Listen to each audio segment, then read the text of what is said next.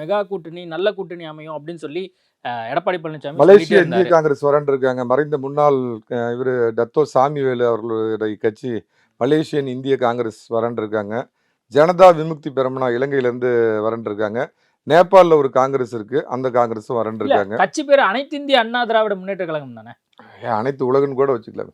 அதான் அதே கேட்க மாதிரி வந்தேன். எனக்கு டவுட் ஆயிடுச்சு. ட்ரம்ப் கிட்ட அண்ணன் வேலுமணி பேசிட்டு இருக்கிறார். அவங்களும் வந்துருவாங்க. மெகா கூட்டணி அமையும். எதை சுத்தினாலும் அங்க ஒருத்தர் வந்து காசு கேட்டு விருப்ப மனு கொடுனா ஒருத்தன் கூட 10 பைசா கொடுக்க மாட்டான்னு தெரியும்.